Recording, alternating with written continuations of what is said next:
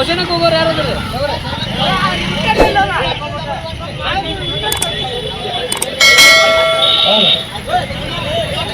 बोलो भारत माता की, बोलो भारत माता की, भारतीय जनता पक्षಕ್ಕೆ, ಭಾರತೀಯ ಜನತಾ ಪಕ್ಷಕ್ಕೆ, ದುಷ್ಟ ಕಾಂಗ್ರೆಸ್ ಸರ್ಕಾರಕ್ಕೆ,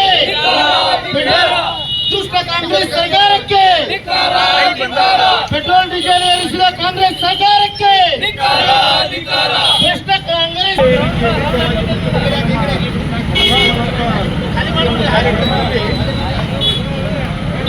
ಕಾಂಗ್ರೆಸ್ ಸರ್ಕಾರ ಮೊಸಳೆ ಕಣ್ಣೀರು ಹಾಕಿ ಬಲವಂತವಾಗಿ ಭಾಷಣಗಳನ್ನು ಮಾಡಿ ಜನರಿಗೆ ಹಳೆಕಾಯ ಸುಡ್ತಾರಲ್ಲ ಅವರೇ. ಇವತ್ತು ಜನಕ್ಕೆ ತೊಂದರೆ ಕೊಡ್ತಾ ಇದ್ದಾರೆ. ಇದನ್ನು ಮನಗಂಡು ಇವತ್ತೇನು ನಮ್ದು ರಾಜ್ಯದಾದ್ಯಂತ ಹೋರಾಟ ನಡೀತಾ ಇದೆ. ಈ ಹೋರಾಟ ನಿರಂತರವಾಗಿ ಇರ್ತದೆ. ಇವರಿಗೇನ್ರ ಇದ್ರ ಬಗ್ಗೆ ಕರುಣೆ ಇದ್ರ, ನಮ್ಮ ಕರ್ನಾಟಕದ ಜನರ ಬಗ್ಗೆ ಅನುಕಂಪ ಇದ್ರ, ಈಗೇನು ಬೆಲೆ ಏರಿಸಿದಾರಲ್ಲ ಅವೆಲ್ಲವನ್ನು ಇಳಿಸಿ ಅವರು ಒಪ್ಕೋಬೇಕು.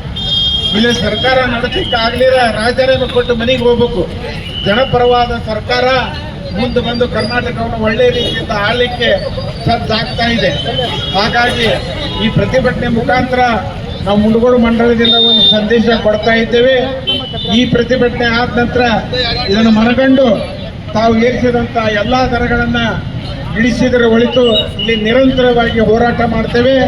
ವಿಧಾನಸೌಧಕ್ಕೆ ನುಗ್ಗಿ ಮುಖ್ಯಮಂತ್ರಿ ಕಚೇರಿಗೂ ಸಹಿತ ಮುತ್ತಿಗೆ ಹಾಕ್ತೇವೆ. ಇವತ್ತು ಇವರಿಗೆ ತಿಳುವಳಿಕೆ ಜನರ ಬಗ್ಗೆ ಅನುಕಂಪ ಇದ್ದಿದ್ದರೆ ತಕ್ಷಣ ನಿರ್ಣಯ ತೆಗೆದುಕೊಂಡು ಆಡಳಿತ ಸುವ್ಯವಸ್ಥೆಯನ್ನು ಬದಲಾಯಿಸಿ ಜನರಿಗೆ ರಕ್ಷಣೆ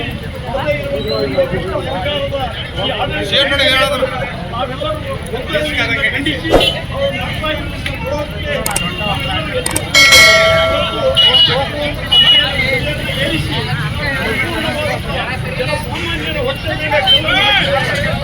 ಮಾತಿದ್ರೆ ಬರೀ 5 ಗ್ಯಾರಂಟಿಗಳ ಬಗ್ಗೆ ಅಷ್ಟೇ ಮಾತಾಡ್ತಾ ಇದ್ದಾರೆ.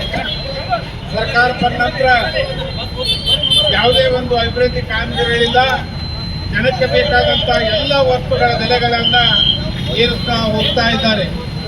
ಸ್ವತಃ ಇವತ್ತು ಮಂತ್ರಿಗಳೇ ಒಪ್ಕೊಂಡಿದ್ದಾರೆ, ನಾವು ಗ್ಯಾರಂಟಿಗಳನ್ನು ಅನುಷ್ಠಾನ ಮಾಡಬೇಕಂದ್ರೆ ಎಲ್ಲ ಮೂಲದಿಂದ ನಾವು ದರ ಜಾಸ್ತಿ ಮಾಡಿ ಸರ್ಕಾರ ಸಮತೋಲನ ಮಾಡ್ಕೋಬೇಕು ಅಂತೇಳಿ.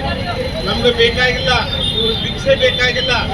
1,000 ಕೊಟ್ಟು 10,000 ಜನರಿಂದ ವಾಪಸ್ ಇರ್ತಕ್ಕಂಥ ತಂತ್ರ ನಮಗೆ ಬೇಕಾಗಿಲ್ಲ. ಕರ್ನಾಟಕದ ಜನರು ಸ್ವಾಭಿಮಾನಿ ಜನರು, ನಾವು ದುಡಿದು ನಮ್ಮ ಶಕ್ತಿ ಮೇಲೆ ಜೀವನ ಮಾಡತಕ್ಕಂಥ ಶಕ್ತಿ ಇವತ್ತು ನಮ್ಮಲ್ಲಿದೆ. ಹಾಗಾಗಿ ದಿಢೀರನೆ ಇವತ್ತು ಡೀಸೆಲ್ ಪೆಟ್ರೋಲ್ ದರವನ್ನು ಏರಿಸಿದ್ದಾರೆ.